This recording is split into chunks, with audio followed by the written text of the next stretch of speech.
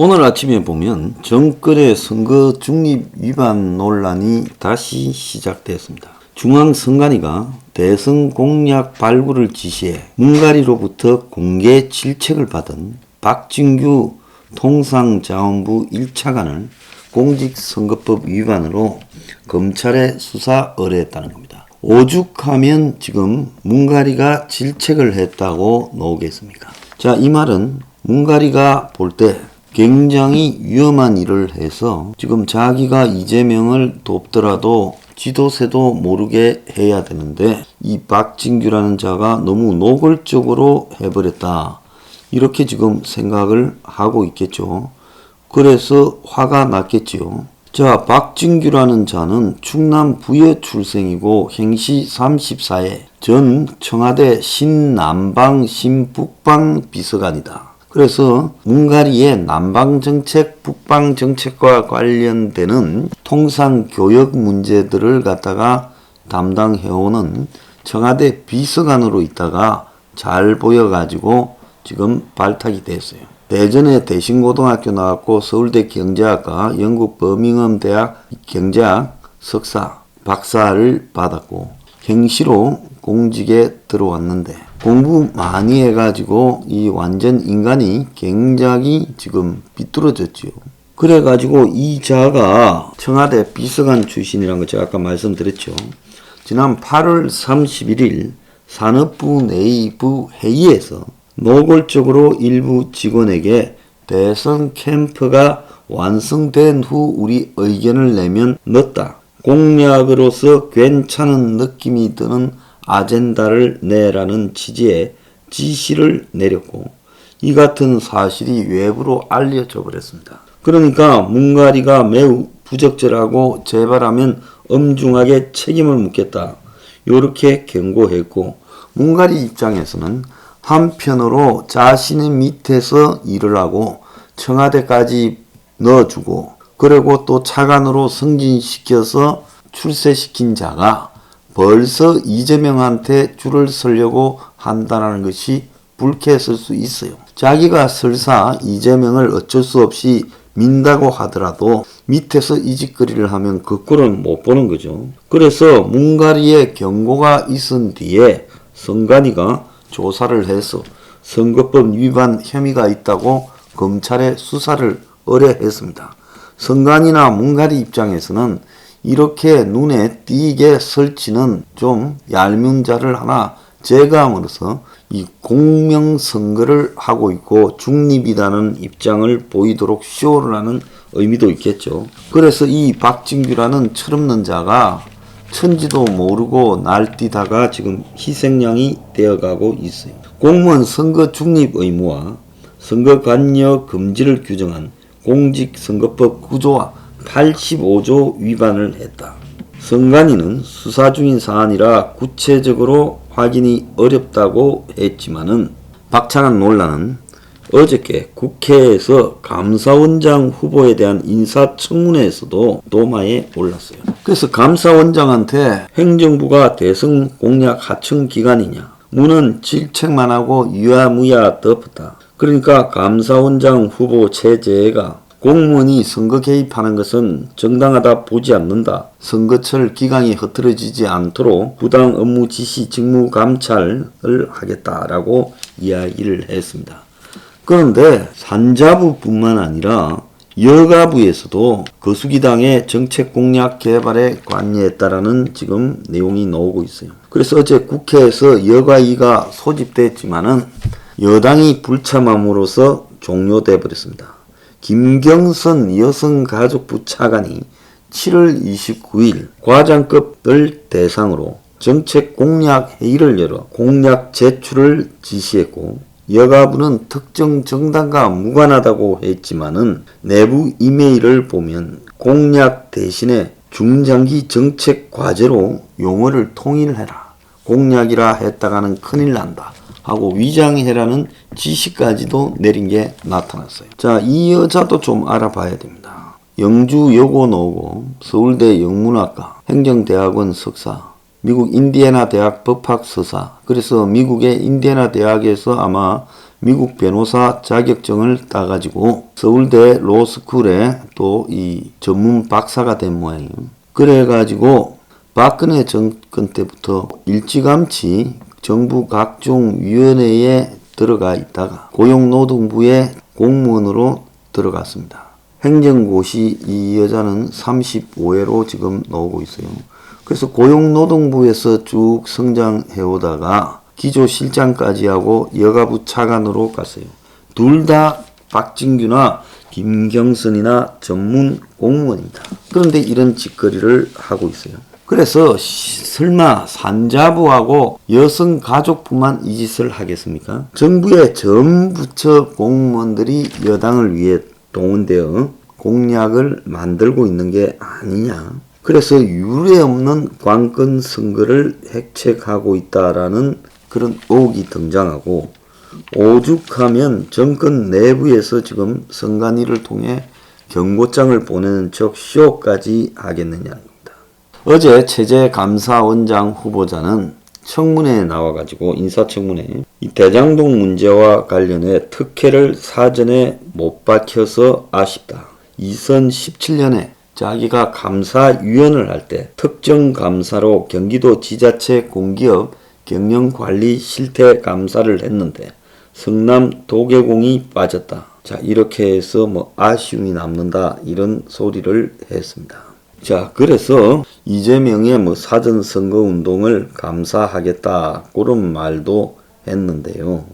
이재명이가 도지사 시절 도전과 무관한 토론회를 열은 부분에 대해서 야당 의원이 조사를 해야 한다니까 검토해보겠다 이랬습니다. 지금 오늘 제가 하고 싶은 이야기는 전례 없는 이 관건 선거가 획책되고 있다. 그래서 공직자들 중에 간이 배 밖에 나온 놈들이 많다라는 겁니다. 그래서 이것들을 그냥 막을 방도가 없어요. 그래서 저는 이번 대선에서 공직자의 선거 개입에 대한 소급처벌 특별 입법을 이렇게 특별법을 만들겠다고 입법을 공약으로 내걸어야 된다고 봅니다. 11월 5일 동당의 후보가 되는 자도 내걸어야 되고 행명 21도 내걸겠습니다. 그래서 선거 개입을 노골적으로 한 자는 최고형에 처벌해서 그의 인생을 끝내버려야 된다고 생각을 합니다. 솔직히 말하면 살인을 하거나 강도를 하거나 흉악 범죄를 저지르는 것은 그 주변 몇 사람에 한정되는 일입니다. 그런데 이런 공직자가 선거 개입을 해서 노골적으로 선거에 공무원이 가진 고위 지위라 그들의 권한을 악용해서 여권 정권이 연장되도록 앞잡이 역할을 적극적으로 수행하는 자는 저는 무기징역 정도에 때려야 된다고 보고 있습니다. 특히 최근에 보면 경찰이나 검찰 같은 공안기구가 선거에 깊숙이 개입하고 있는 모습이 나타나고 있어요. 행명 21이 플래카드스라는 시위를 주도하고 있는데 곳곳에서 이 행명 21의 시위와 1인 시위 등을 탄압하는 모습들이 너무나 노골적으로 등장하고 있다는 겁니다.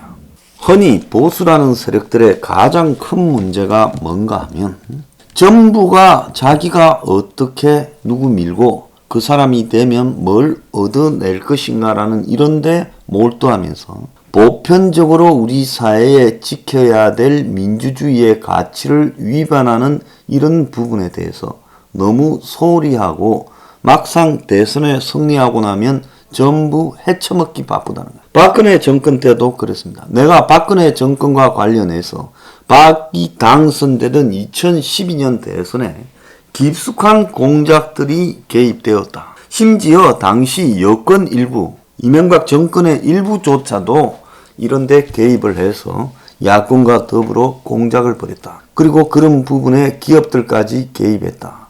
철저하게 처단해야 된다고 주장했어요. 어물어물 하더니만 나중에 그런 주장을 하는 사람은 저밖에 없고 아무리 이야기해도 듣지 않았습니다. 권력 잡았는데 먹을 건 많은데 먹는 데 신경을 써야지 왜 뭐 남 원수 사는 그런 부분에 관심을 갖느냐. 권력 5년인데 그동안에 충분히 출세하고 충분히 돈 땡기고 힘을 가는데 다 눈이 벌겋게 자빠졌습니다. 그래서 아무도 되고 난 이후에 되는 과정에서 벌어졌던 문제들을 개선하는데 신경을 쓰지 않으니까 2016년 말부터 그들의 칼에 당해서 이렇게 됐습니다.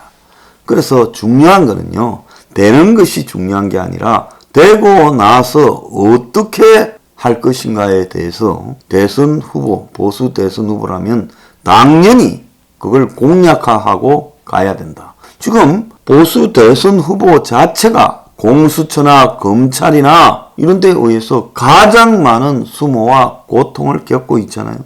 그렇다면 어떻게 해야 되겠습니까? 이런 부분에 대해서 공직자의 선거 개입은 앞으로 내가 집권하면 특별법을 만들어 가지고 소급 입법해서 지금부터가 아니라 요 근래 몇 년간의 선거에 개입한 모든 공직자들을 최고형의 처벌해서 옷을 벗기는 것은 물론이고 깜빵에 보내서 영원히 빛을 보지 못하도록 만들겠다라는 이런 엄중함이 있어야 된다는 겁니다. 이번 대장동 사건을 은폐하는 데 나선 공직자들도 마찬가지예요. 대장동 수사한 검찰들도 결국 이거는 선거 개입한 행위라고 봐야 되고, 대장동을 수사하지 않는 경찰도 선거 개입한 행위라고 봐야 되고, 공수처도 선거 개입을 하고 있다는 겁니다. 그래서 이런 부분들을 만들어내지 못한다면, 만약에